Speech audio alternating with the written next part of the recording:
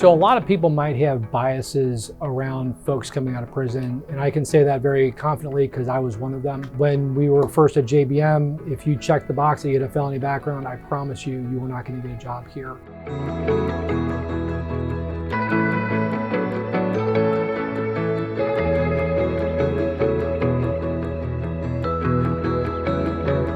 What helped us go down the path of the fair chance and really helped to reinforce that program to us was really during a strategic planning process that we were going to be having a lot of our stronger, longer tenured team members were going to be retiring. We also wanted to be a growing business too, and with that we were going to need additional team members.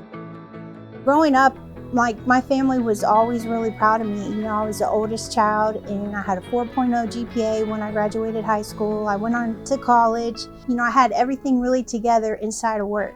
But outside of work, I was kind of a mess.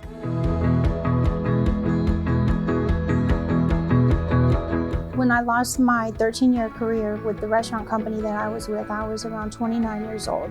And I didn't know what to do with my life because I had this addiction that I had to support somehow. I resorted to selling drugs to survive.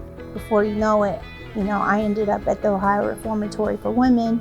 We began recruiting fair chance employees really first starting with the prisons. We first started at PCI, which is Pickaway Correctional Institute, and we initially installed one folding machine in there to do training. Now we have 2 folding machines in there doing trainings. We partner with about 5 or 6 different halfway houses here throughout the Cincinnati region. So we can call up our partners and say, hey, we're going to have Talent Tuesday. Do you have anybody you would like to refer to that?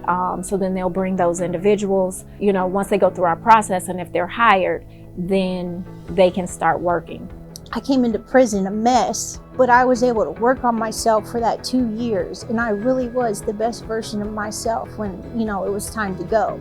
The only thing I was stressing about was, okay, I'm successful in prison, but how am I going to continue this success outside these prison walls? So one evening I got a pass and it said JBM on it.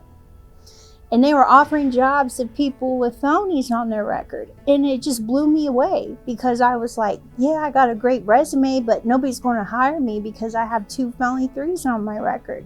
The first scariest day of going into prison is when you actually go in. The second scariest day is when you're leaving. And I think as soon as our, the executive team, the leadership team, and other people at JBM understood the impact that you could make on people's lives, really that was the buy-in right there.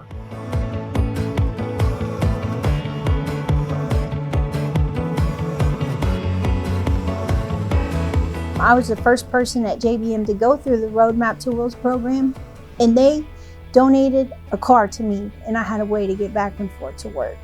If I didn't have that, I don't know if I'd be sitting right here today. Children that have a parent that went to prison are 6 times more likely to go to prison themselves. So we can be a small part of improving generational poverty and helping make a lasting exponential impact on generations. I was released from prison July 11th, 2019. I started at JBM in August of 2019.